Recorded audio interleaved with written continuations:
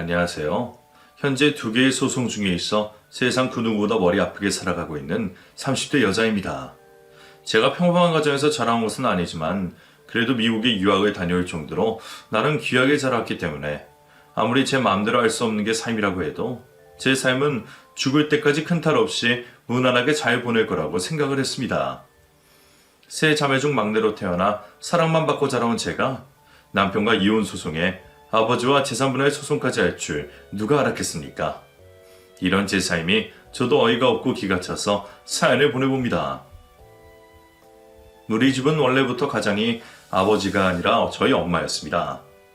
엄마는 아주 조그마한 시장 가판대에서 설렁탕을 만들어 파셨는데 거기서 벌어오는 돈으로 아버지와 그리고 저희 세 자매를 먹여 키우셨죠. 효진이 엄마, 어제 효진이 아빠 집에 들어왔어? 어제 효진이 아빠 우리 애들 아빠 데리고 나갔는데 우리 애들 아빠 아직도 집에 안 들어왔어. 설마 효진이 아빠가 우리 남편 도박하는데 데리고 간 건 아니겠지? 우리 애들 아빠는 평생 그런 거 모르고 살았는데 효진이 아빠 때문에 이상한 물 드는 거 아닌가 모르겠다. 저희 아버지는 인물도 좋고 사지가 멀쩡했지만 술을 좋아하고 도박을 하는 것을 좋아하는 동네에서 가장 철딱선이 없는 사람이었습니다. 그래서 언니들과 저는 인격이라는 것이 형성이 되었을 때부터 아버지를 혐오하고 싫어했습니다. 우리 막내딸 내년 2월에 고등학교 졸업한다면서? 아빠가 바빠서 언니들 졸업식에는 못 갔지만 우리 막내딸 졸업식에는 꼭 가줄게. 우리 막내딸 졸업 선물로 갖고 싶은 거 있어? 아빠가 다 사줄 테니까 뭐든 말해봐. 대학 들어가니까 새 휴대폰 하나 사줄까? 아빠가 무슨 돈이 있다고 내 졸업 선물을 사주는데 도박해서 번 돈으로 선물 같은 거 받고 싶지 않아. 그리고 그날 아빠는 안 와도 되니까 절대 올 생각하지 말고 아빠는 집에 있어. 하진아, 아빠한테 무슨 말을 그렇게 서운하게 해? 아빠도 우리 딸 졸업하는 모습 보고 싶고 같이 가서 사진도 찍고 그러고 싶단 말이야. 내가 싫다고. 내 친구들 아빠 술주정뱅이에 맨날 돈 따먹기 하러 가는 거 다 아는데 아빠가 오면 내가 쪽팔린다고. 그러니까 아빠는 제발 집에나 있어. 아빠 진짜로 내 졸업시켜 오면 나 그날 학교 안 갈 거니까 그렇게 알아? 저는 아버지란 존재 자체를 부정했고 늘 아버지가 사라지길 바랬었는데 저희 고3 겨울방학에 아버지는 제 소원대로 감쪽같이 사라지셨습니다. 저의 대학 등록금을 들고서 말이죠. 이를 어쩌면 좋니? 내가 우리 하진이 대학 보내려고 1년 내내 모아둔 돈인데 이걸 어쩌면 좋아? 아무리 그래도 지 찰새끼 대학 등록금은 안거리를 들일 줄 알고 그 인간 눈에 보이는데 돈을 내버려둔 건디 그 인간은 그게 하진이 대학 등록금인 걸 알면서도 가져가니 미쳐도 단단히 미쳤어. 엄마 됐어. 나 대학 안 가도 되니까 그만해. 그깟 대학 내년에 가도 되는 거고 내년에 가도 상관없는 곳이야. 이왕 이렇게 된 거 이번 기회에 아버지 2번 다시는 이 집에 발 못 들이게 하면 되는 거니까 엄마도 그만해. 네 아버지 돈 다 쓰면 얼굴에 철판 깔고 다시 돌아올 텐데 무슨 방법으로 못 돌아오게 하니? 집에 도둑놈 들었다고 신고할 수도 없고 이걸 어쩜 좋아. 1년 내내 엄마가 고생해서 모아둔 저희 대학 등록금을 가지고 사라진 아버지가 영원히 집으로 돌아오진 않길 바랬더니 아버지는 정말 시간이 흘러도 집으로 돌아오지 않으셨습니다. 아버지가 엄마의 돈을 훔쳐 가출을 했던 적이 많았었는데 아버지는 항상 돈이 떨어질 때마다 집으로 돌아오셨지만 이번은 평소와 달랐습니다. 너희 아버지 그렇게 집 나간 지 6개월이나 넘었는데 아직 안 돌아오는 거 보면 지가 얼마나 부끄러운 짓을 했는지 아는 모양인가 보다. 그러든가 말든가 우리 알 바 아니고 평생 이렇게 우리 눈앞에 안 나타나고 밖에서 혼자 조용히 죽었으면 좋겠어. 하진아, 아무리 그래도 아버지한테 그렇게 말하면 안 되지. 근데 엄마도 너희 아버지가 평생 우리 앞에 안 나타났으면 좋겠다는 생각은 든다. 너희 아버지가 너희한테 도움이 되면 얼마나 도움이 되겠니? 우리 가족들의 바람대로 그 후로 아버지는 나타나지 않으셨습니다. 아버지가 돈을 훔쳐 도망을 가고 난 후 언니들이 엄마 일을 도와 엄마와 함께 설렁탕을 팔았는데 젊은 사람 2명이서 붙어서 장사를 한 덕분인지 엄마는 언니들과 장사한 지 1년 만에 시장을 벗어나 버젓한 식당을 차릴 수 있었습니다. 하진아, 너 미국 패션스쿨로 유학 가보고 싶다고 했었잖아. 엄마랑 언니들이 보내줄 수 있을 것 같은데 지금부터 준비해볼래? 진심이야, 언니? 진짜로 나 미국으로 유학 보내줄 수 있어? 엄마랑 언니들 가게 문 연 지도 얼마 안 됐는데 그게 가능해? 너 하나 정도 미국 유학 보내는 건 충분히 가능할 것 같으니까는 말이야. 언니들은 여기서 엄마 도우면서 돈 벌 테니까 하지, 너는 네가 하고 싶었던 패션 공부해봐. 언니들이 도와줄게. 패션 디자이너가 되고 싶었던 저는 늘 미국에 있는 패션 스쿨에서 공부하는 것을 꿈꿔왔었는데 엄마와 언니들 덕분에 그 꿈을 이룰 수 있게 되었습니다. 부유하지 않은 상황에서 가족들 모두가 희생을 해 유학을 보내준 것이었기 때문에 유학을 가서 저는 1분 1초도 허투루 쓰지 않고 열심히 살았습니다. 그 덕분에 저는 훌륭한 성적을 받고 졸업을 해서 한국으로 돌아와 바로 외국계 기업으로 취업을 할 수 있었죠. 하진아, 우리 이번에 부동산 계약하고 왔어. 한 달 정도 리모델링 하고 나서 바로 거기로 들어갈 수 있을 것 같아. 2층짜리에 100평이라고 했던 그 가게 말하는 거야? 거기 역 바로 앞이라 자리도 엄청 좋은 데잖아. 권리금 꽤 많이 나왔을 텐데 괜찮았어? 그 정도는 껌이지. 엄마랑 언니들이 너 유학 가 있는 사이에 얼마나 많은 돈을 번 줄 알아? 너는 아마 상상도 못할 거다. 그리고 거기로 가게 옮기게 되면 돈 더 많이 벌 수 있을 테니까 권리금 같은 건 아까워하지 말아야 될 것 같더라고. 우리 정말 이렇게 될 줄은 상상도 못했다, 그치? 엄마도 엄마지만 이게 다 언니들 덕분이지. 언니들이 하고 싶은 거 포기하고 엄마 도와서 시장에서 설렁탕 팔지 않았으면 이렇게 되지도 못했을 거야. 나는 평생 언니들한테 보답하면서 살게. 저도 꽤나 잘 풀린 케이스지만 엄마와 언니들이 하던 설렁탕집은 말 그대로 초대박이 났습니다. 평생 돈 걱정하지 않아도 될 정도로 장사가 잘 돼서 식당을 아주 크게 확장까지 할 수 있게 되었죠. 새로이 확장한 가게에서도 설렁탕집은 장사가 정말 잘 돼서 사람들이 문 밖으로 줄지어 서서 기다릴 정도가 되었습니다. 하진아, 이리 와봐. 여기 우리 식당 돼지고기 납품해주는 가게 직원분이신데 인사 좀 나눠. 엄마가 큰아들이라고 할 정도로 엄청 예뻐하시는 분이셔. 어느 주말에 구경 삼아 엄마 식당에 들른 적이 있었는데 저는 그곳에서 처음으로 남편을 만났습니다. 남편은 돼지고기 가게 직원이었고 매일 저희 엄마 가게에 들르는 듯 했는데 남편을 바라보는 엄마와 언니들의 눈에서 꿀이 뚝뚝 떨어졌습니다. 우리 아들이 주말에도 고생이 참 많아. 그쪽 사정이 악덕이라서 우리 아들만 이렇게 일 시키는 건 줄 알았는데 알고 보니까 우리 아들이 사람은 부지런히 살아야 된다고 자진해서 일하는 거더라고. 엄마 아들은 무슨 아들이야. 모르는 사람들이 들으면 진짜 아들인 줄 알겠어. 그리고 엄마 자꾸 아들이라 그러면 이분 불편해하셔. 우리 동현이는 절대 그렇게 생각 안 해. 그리고 남들이 아들이라고 오해하면 오히려 더 좋지? 안 그래도 여자밖에 없는 집이라고 하면 은근 무시하는 사람 있을 텐데 이런 양아들이라도 있어야 되지 않겠어? 처음에 저는 엄마와 언니들이 남편의 아들이라 부르며 좋아하는 것도 마음에 들지 않았고 또 그걸 은근 좋아하고 있는 남편도 마음에 들지 않았습니다. 누군지도 모르는 사람이랑 가깝게 지내는 것 자체가 거부감이 들었죠. 그러던 어느 날 엄마 식당에서 가족들끼리 밥을 먹고 있는데 남편 이야기가 나왔습니다. 아 맞다, 효진아. 너 지난주에 동현이한테 1,000만 원 입금했니? 내가 동현이한테 네가 입금할 거라고 말해뒀거든. 엄마한테 이야기 듣고 나서 바로 보내줬지. 입금하자마자 동현이가 고맙다고 5분 만에 전화 주더라고. 우리 동현이는 예의가 참 바르다니까. 요즘 세상에 그런 젊은이도 드물 거야. 성실한 데다 효자에 자기 동생까지 알뜰히 챙기고. 나도 그런 아들 하나 있었으면 좋겠다. 남편에게 돈 1,000만 원을 빌려줬다는 엄마와 큰언니의 대화를 듣고 화가 난 제가 엄마에게 화를 냈습니다. 엄마, 설마 여기 돼지고기 납품하는 그 직원한테 1,000만 원 빌려준 거야? 도대체 뭘 믿고 그런 큰 돈을 빌려준 거야? 동현이 어머니가 많이 아프시대. 병원비가 그렇게 많이 나왔는데 자기한테 지금 그만한 돈이 없다고 빌려달라고 하길래 안타까워서 빌려줬지. 그 사람 누군 줄 알고 뭘 믿고 빌려줘? 차용증을 받아놨어? 엄마랑 언니 그런 생각도 안 하고 그냥 빌려준 거지. 그 사람이 이러려고 엄마랑 언니들한테 꼬리 살라금 들고 자란 거면 어떡하려고 그래. 그 인간 나중에 그 돈 들고 튀거나 또 빌려달라고 하면 어떡할 거야.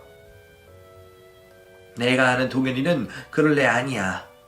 그리고 주말 없이 그렇게 열심히 사는데 돈 1,000만 원도 없다는 말 들으니까 너무 마음이 아파서 빌려준 거였어. 자기 혼자 엄마랑 여동생 뒷바라지 하면서 산다는데 얼마나 안타깝니. 세상에 안타까울 사람도 없다. 아니 그리고 그 사람하고 많은 사람 중에 하필 엄마한테 돈을 빌린대?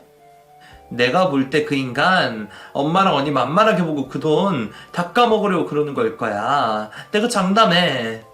그 인간 아빠처럼 엄마랑 언니 뒤통수 치고 도망갈 게 분명하다고.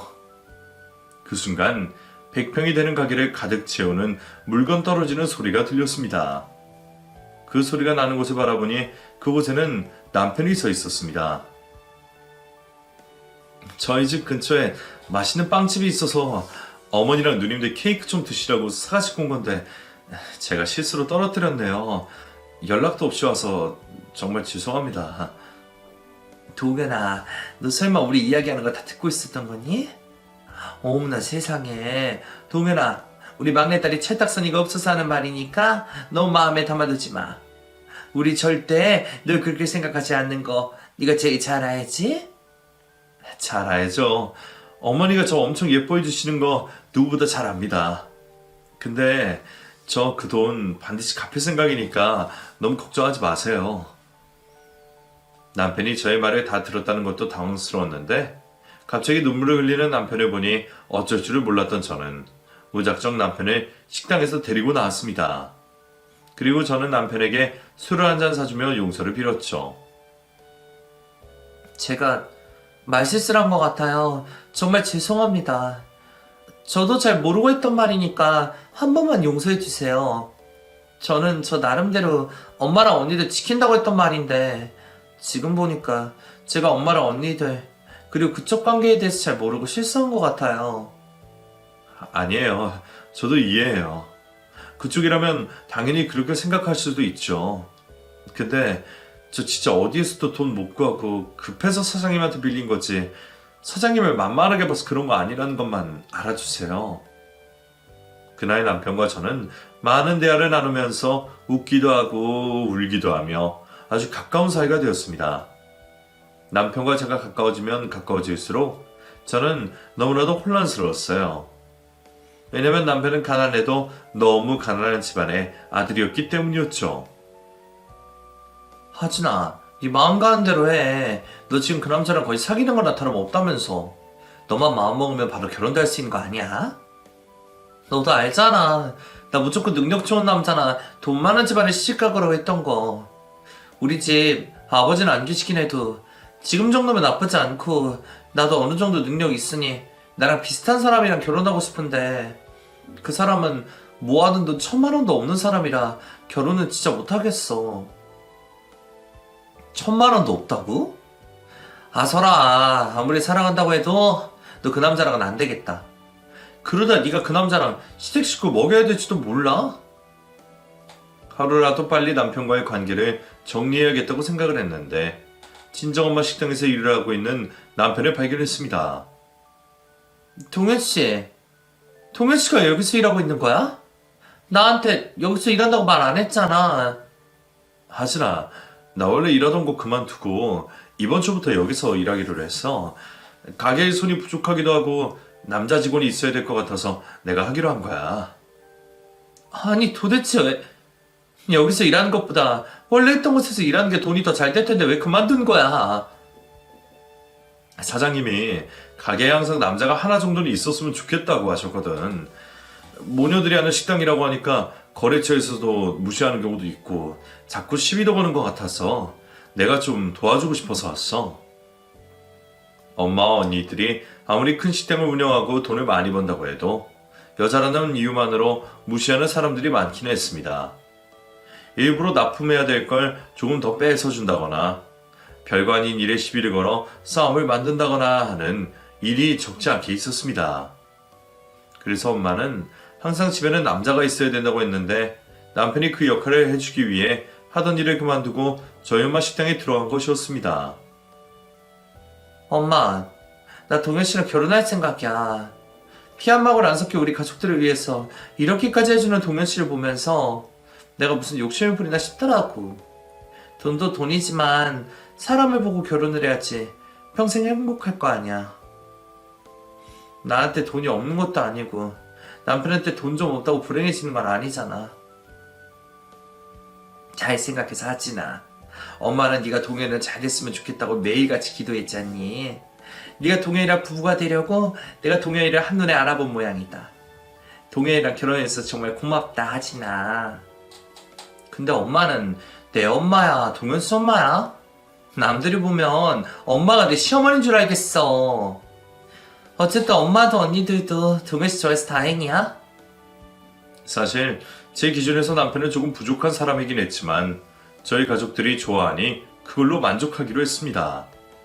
남편은 혼자서 시모를 부양하고 여동생 뒷바라지를 해주었던데 저와 결혼 후 남편에게 돈이 없던 걸 알았던 저희 엄마가 대신해서 그 모든 걸 해주었습니다. 하진아, 너희 시어머니 지금도 월세 집에서 살고 있다고 하던데 월세 그것도 모아두면 큰 돈이지 않니? 그래서 엄마가 작은 빌라로 전세 하나 구해줄까 생각 중인데 네 생각은 어때? 또 너한테 말없이 엄마 맘대로 하면 네가 화낼까봐 물어보는 거야. 엄마 해주고 싶은 대로 해. 그래도 혹시 모르니까 남편이나 어머님 이름으로 하지 말고 엄마 이름으로 구해다 줘. 그래 너무 비싸고 좋은 데까진 필요 없으니까 적당한 곳을 구해다 줘야 돼. 엄마 너무 오버하지 마. 알겠지? 결혼하고 나서도 남편이 워낙 저희 집에 일을 잘 해주었기 때문에 엄마가 저희 시댁을 도와주겠다고 해도 저는 별말을 하지 않았습니다. 기분이야 썩 좋진 않았지만 남편에 대한 저희 가족들의 고마움의 보답이었죠. 남편과 제 사이에는 돈 문제가 살짝 엮여 있긴 했지만 별탈 없이 지내고 있을 때였습니다. 여보, 당신한테 부탁할 게 하나 있는데 내 이야기 좀 들어줄래? 어제 희정이한테 연락이 왔는데 남자친구랑 내년 가을에 결혼하기로 했다고 하더라고. 아가씨 결국엔 그 남자랑 결혼하기로 했대? 시댁에서 결혼 반대 엄청 했다고 하지 않았어? 어떻게 허락을 받아내긴 했나봐. 그래서 말인데 내가 희정이 결혼하는데 도움을 좀 주고 싶은데 당신이 돈 좀 빌려줄 수 있을까? 당신도 알겠지만 내가 가진 돈이라고는 매달 장모님한테 받는 월급이 전부잖아. 남편이 평생 뒷바라지를 해온 동생의 결혼에 도움을 주고 싶은 마음은 100번 이해가 갔지만 이기적인 생각일지는 몰라도 나는 남편과 시댁에 땡전 한 푼 못 받았는데 내가 왜 신우 결혼까지 도와줘야 싶은 생각이 들었습니다. 내가 아가씨를 도와주는 건 당연한 게 아니라는 거 당신도 알지? 일단 얼마 정도를 생각하고 있는지 들어보고 고민해 볼게. 나도 고민할 시간이 필요해. 희정이 시댁이 집도 해준다고 하니까 1억 정도 도와주는 게 어떤가 싶어. 예단 예부도 해가야 되고 혼수도 장만해야 되니까 적어도 그 정도는 필요하다고 보거든? 1억? 지금 1억이라고 했어? 그러니까 나한테 그 1억을 다 빌려달라는 말이지? 나 죽어도 1억은 못 주니까 그렇게 알아? 그리고 1억은 무슨 1억이야? 난 많아도 3천 정도만 생각하고 있었다고. 여보, 삼촌으로는 혼수도 제대로 장만 못할 거야. 우리 희정이 시댁에서 미움 안 받으려면 최소한은 해가야 하니까 당신이 내 생각해서라도 좀 도와줘. 신우 결혼 비용으로 1억을 요구하는 남편 때문에 화가 머리끝까지 치밀어 올랐습니다. 남편이 저를 돈 뽑는 기계 취급을 한다는 불쾌한 느낌을 받았었죠. 당신은 염치라는 것도 없니? 나한테 바랄 걸 바라야지. 우리 엄마랑 언니들이 당신한테 끝도 없이 퍼주니까 나도 그럴 거라고 생각했어? 그리고 그게 왜 당연한 거라고 생각을 하는 거냐고. 그래도 당신이 부탁하니까 3천 정도는 해주려고 했는데 나 지금 단 한 푼도 보태주기 싫으니까 그렇게 알아. 말이 너무 심한 거 아니야? 내가 영치가 없다니. 그리고 나는 장모님이나 처형들이 나한테 퍼주시는 거 당연하다고 생각한 적 없고 당신이 내 동생 도와주는 것도 당연하다고 생각한 적 없어. 나도 이제 당신 도움 필요 없을 것 같아. 남편이 이 문제로 가지고 저희 엄마한테 고민 상담을 한 건지 아니면 제가 했던 말들이 그대로 다 이른 건지 엄마가 저를 따로 불러앉혔습니다. 하진아, 동윤이한테 이야기 들었어. 동윤이가 너한테 여동생 결혼하는데 돈 좀 보태달라고 했는데 네가 안 된다고 했다면서? 그러면서 심한 말까지 했다는데 너 왜 그렇게까지 했니? 그 인간은 그 사이에 엄마한테 가서 그걸 또 다 읽었대? 엄마는 그 이야기 들어도 너무하다고 생각하지 않았어? 몇 천도 아니고 1억이라니. 아무리 부부여도 그렇지 우리한테 쓰는 돈도 아니고 자기 동생한테 쓰는 돈인데 1억이나 달라는 게 말이 돼? 그래도 동해있는 네가 아내니까 그렇게 말을 꺼낸 거지. 남이면 말을 꺼냈겠니? 엄마도 네 심정 이해하지만 웬만하면 동일이가 해달라는 대로 해줘. 친정엄마와 사이의 사이가 나쁜 것보다 모자처럼 좋은 게 더 좋겠지만 이런 일에도 딸 편이 아닌 사이 편을 들고 감싸도는 엄마가 너무 원망스러웠습니다.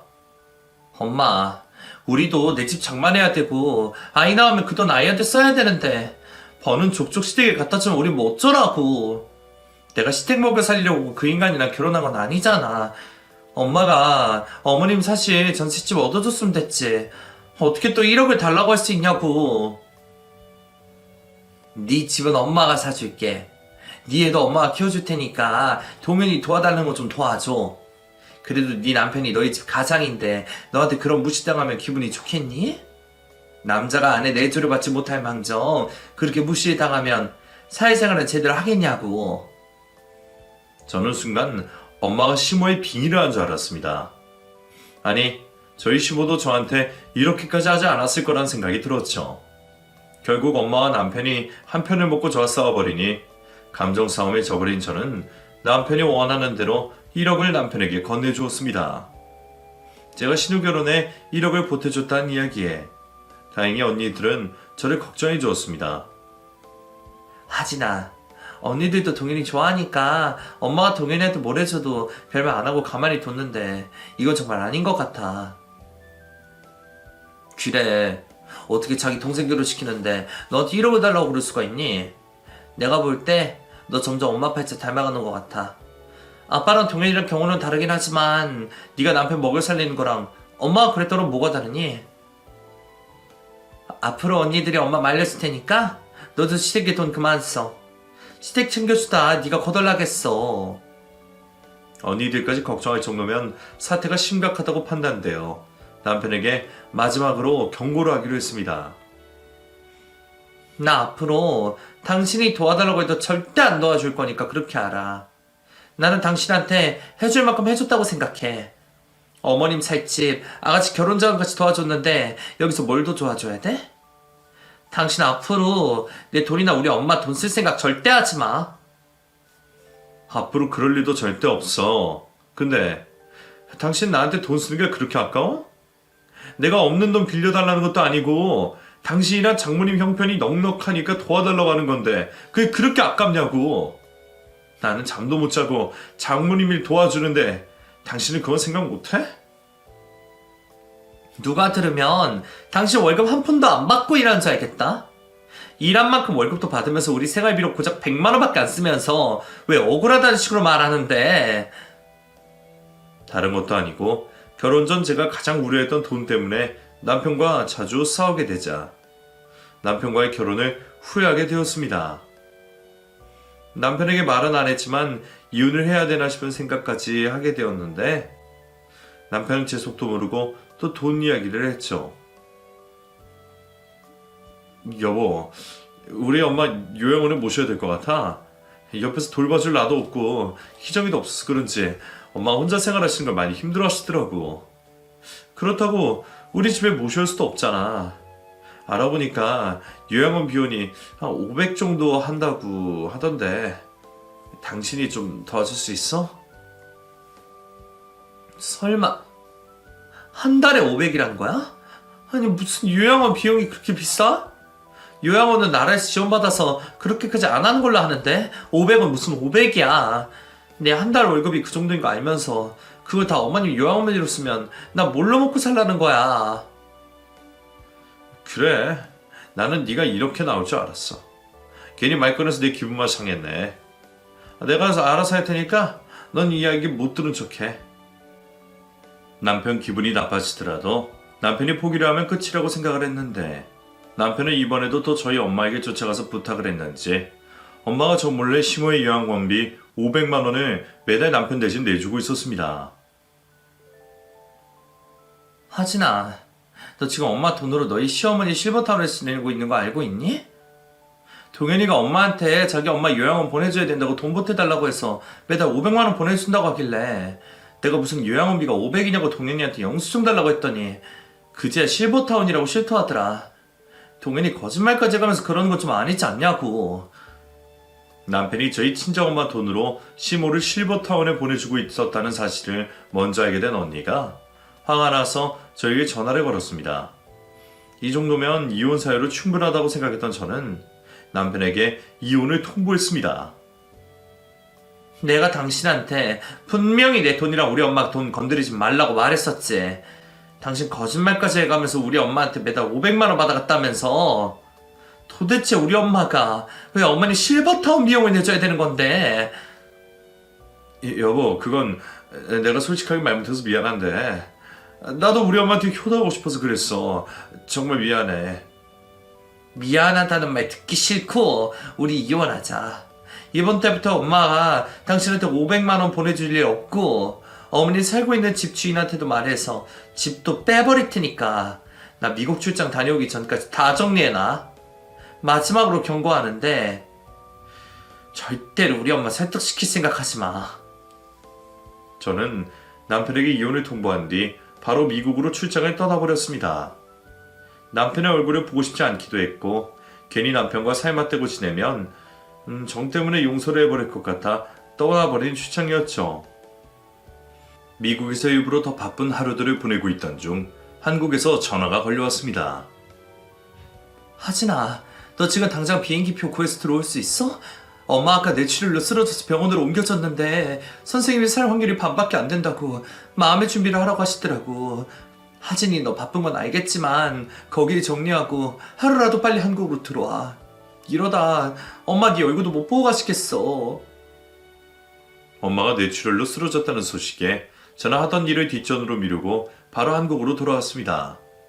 병원에 도착하니 피폐해져 있는 남편이 중환자실에 앉아 있었는데 언니들 말로는 남편이 식당 주방에 쓰러져 있는 엄마를 가장 먼저 발견했다고 했습니다. 그날 동현이가 일찍 출근하지 않았으면 엄마 혼자 쓰러져서 거기서 바로 죽었을지도 몰라. 동현이 말로는 그날따라 이상하게 가게 일찍 나가보고 싶어서 일찍 나갔는데 엄마가 쓰러져 있었다지 뭐니. 동현이 지금까지 한숨도 못 자고 저러고 있는데 네가 데려가서 씻기고 밥도 먹이고 해. 남편에게 이혼을 통보하고 저는 도망가듯 미국으로 떠나버렸는데 남편이 저희 엄마의 목숨을 살려주었다고 하니 남편에게 죄인 같은 심정이 들었습니다. 여보, 미안해. 내가 당신한테 너무 이기적인 사람이었지.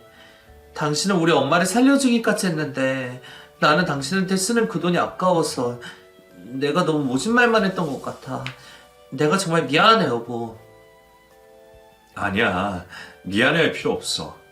장모님이 그만큼 나 예뻐해 주시고 사랑해 주셨으니까 내가 이러는 건 당연한 거야. 당신이 더 늦기 전에 한국 와서 다행이다. 장모님, 막내딸 엄청 보고 싶으셨을 거야. 엄마의 수술을 끝내고 의사 선생님이 며칠을 더 지켜봐야 된다고 하셨는데 엄마는 저를 보자마자 바로 세상을 떠나셨습니다. 아마 엄마는 막내딸인 저를 마지막으로 보기 위해 안간힘을 쓰고 버티신 듯 했죠. 엄마가 세상을 떠나자 저희 세 자매만큼 괴로워하고 그 이상으로 슬퍼했던 사람이 바로 저희 남편이었습니다. 우리 언니가 남편 복은 없어도 사위 복은 있었나 보네. 모르는 사람이 보면 막내 사이가 막내 아들인 줄 알겠어. 하진아, 네 엄마가 너한테 네 남편을 선물로 주고 갈 것 같으니까 너 네 남편한테 평생 잘하면서 살아라. 딸인 나보다 더 슬퍼하고 오해하는 남편에게 고마웠던 저는 앞으로 남편을 은인이라 생각하고 제가 더 잘하기로 결심을 했습니다. 언니들도 저와 같은 생각을 했는지 엄마의 유산을 남편에게도 조금 나눠주자고 이야기를 해주었습니다. 그런데 엄마의 장례식이 끝난 지 한 달 정도 되었을 때 늦은 새벽 남편이 자리에 없길래 남편을 찾으려고 방문에 나섰다가 우연히 남편의 통화 소리를 엿듣게 되었습니다. 입금해 주신다면서 왜 아직도 입금을 안 해주시는 거예요? 장례식 끝났으니까 얼른 입금해 주세요. 자꾸 이러시면 저 처형이랑 하진이한테 다 말할 거예요. 장인어른 딸들 얼굴도 보고 살고 싶으시다면서요. 남편의 입에서 장인어른이란 말이 나오는 걸 들으면서 남편의 전화 상대가 저희 친정아버지인가 싶었지만 저도 저희 친정아버지를 못 본 지 10년이 훌쩍 넘었는데 남편이 어떻게 저희 아버지와 통화를 하나 싶었습니다. 장인어른, 이번 주 안으로 약속했던 돈 입금 안 해주시면 저 장인어른이 장모님이랑 딸들 몰래 장모님 사망보험금 들어놓고 그 돈 장인어른 다 가져갔다고 말할 거니까 그렇게 하세요. 보험금이 아직도 안 들어왔다는 게 말이 안 되잖아요. 그리고 장인어른, 이거 소송 들어가면 딸들한테 다 뺏길 수도 있는 건 몰라서 그러시는 거예요? 돈 조금이라도 지키고 싶으시면 얼른 입금해 주세요. 그리고 그거 아니더라도 장모님이 남기신 재산도 받으실 텐데 왜 자꾸 혼자 욕심내는 거냐고요? 보험사에서 아직 조사 중이라고요? 그럼 결정되는 대로 다시 연락 주세요. 남편과 저희 아버지의 믿을 수 없는 전화 내용을 엿들은 저는 다시 침대로 돌아가 잠든 척을 했습니다. 그리고 다음날 남편 몰래 언니들을 불러 제가 새벽에 어쩌다 듣게 된 통화 내용에 대해 말해주었습니다. 저 혼자서 남편에게 이게 더 뭐냐고 묻기엔 무서워서 언니들에게 먼저 말을 했더니 제 이야기 들어 언니들이 바로 남편을 불러 앉혔습니다. 동현이 너 그동안 우리 몰래 우리 아버지랑 연락하고 지내고 있었니? 어제 새벽에 하진이가 너랑 우리 아버지 통화하는 내용 다 들었다고 하던데 사망보험금도 무슨 이야기야? 처형, 그게 무슨 소리예요? 저 장인어른 얼굴도 모르는데 제가 무슨 장인어른이랑 통화를 하겠어요? 이 사람이 꿈꾼 거 아니에요? 아니면 일부러 저 여기서 쫓아내려고 말 지어낸 거일 수도 있고요. 당신 나한테 말로는 고맙다고 하더니 장모님 재산 나랑 나눠 가지려니까 아까워서 그래? 오히려 저를 이상하게 몰아가는 남편에게 증거가 있다는 걸 보여주기 위해 휴대폰으로 동영상 하나를 재생했습니다. 당신 멍청해도 이렇게까지 멍청할 줄 몰랐어. 우리 집 거실에 홈캠 설치되어 있는 거 까먹은 거야? 여기에 당신이 우리 아버지랑 통화하는 모습이랑 목소리 다 녹음됐으니까 발뺌할 생각하지 말고 도대체 이게 다 어떻게 된 일인지부터 말해. 남편은 정확하게 녹음이 된 자신의 목소리를 들으며 식은땀을 흘리기 시작했습니다. 10분 넘게 아무 말도 못하고 땀에 젖은 손만 닦고 있던 남편이 입을 열었습니다. 장모님 돌아가시기 전에 장인어른이 나를 찾아왔어. 알고 보니까 장모님이 오래전부터 처형들이랑 당신 몰래 장인어른이랑 연락을 하고 지내면서 장인어른한테 계속 이혼해달라고 하고 계시더라고. 장인어른은 장모님이랑 이혼하면 안 된다고 나보고 그거 좀 말려달라고 부탁하려고 나를 찾아온 거였어. 그건 알겠는데 도대체 사망보험금 무슨 이야기냐고. 설마 우리 아빠 그것 때문에 엄마랑 이혼 안 해준 거야? 장인어른이 이혼만 말려주면 장모님 앞으로 몰래 넣어둔 사망보험금 나한테 나눠주겠다고 하셔서 돈 욕심에 나도 눈이 돌아버려서 그런 거였어. 나 아직 장인어른한테 받은 돈 없으니까 그동안 말 못한 거 한 번만 용서해줘. 그래서 당신 우리 엄마한테 이혼하지 말라고 말렸어? 안 말렸어? 엄마가 돌아가시기 전에 아빠랑 이혼했으면 우리 이렇게 재산 문제로 복잡해질 일도 없었잖아. 당신은 우리 엄마한테 그렇게 돈까지 받고 살았으면서 어떻게 돈 때문에 우리 엄마를 배신할 수가 있어? 남편은 저 언니들 앞에 무릎을 꿇었습니다. 그러면서 남편은 저희 엄마가 돌아가셨을 때만큼이나 오해를 하며 용서를 구했죠. 하진아, 처형들, 제가 죄송합니다. 제가 정말 죽을 죄를 지었습니다. 저 그런 짓 해놓고 장모님이 갑자기 돌아가셔서 얼마나 놀랐는지 몰라요. 두 분은 아시겠지만 제가 얼마나 장모님을 친엄마처럼 따랐습니까? 제가 못나서 실수한 거라고 생각하시고 한 번만 용서를 해주세요. 네가 우리 엄마를 얼마나 따랐는지 모르겠지만 우리 엄마가 널 얼마나 생각했는지 내가 너무 잘 알아서 용서가 안 돼. 어떻게 네가 우리 엄마 뒤통수를 그렇게 칠 수가 있어? 엄마는 네가 이혼하지 말라고 말리는 것도 다 자기 생각하는 줄 알고 네 말 들었겠지. 너 우리 엄마 죽어서 기분 좋았겠다? 우리 아버지한테 사망보험금도 받고 우리 엄마 재산도 나눠받고 얼마나 좋았을까. 너 장례식장에서 그렇게 운 것도 돈 받는 게 너무 좋아서 운 거였니? 저도 언니들도 남편을 용서할 수 없었기에 저는 남편을 쫓아내버렸습니다.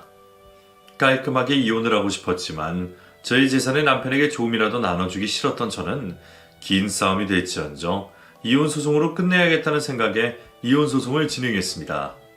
그리고 저희가 모든 사실을 다 알게 되었다는 걸 알게 된 저희 아버지가 드디어 저희 앞에 모습을 드러내셨습니다. 너희는 당연히 싫다고 하겠지만 내가 너희 셋 아버지이기도 하고 법적으로 너희 엄마 남편이니 재산은 너희는 똑같이 나눠 가져야겠다. 나도 양심이라는 게 있으니 사망보험금도 너희한테 똑같이 나눠줄 생각이니까 너희도 아버지 몫을 따로 챙겨줬으면 한다. 저기요.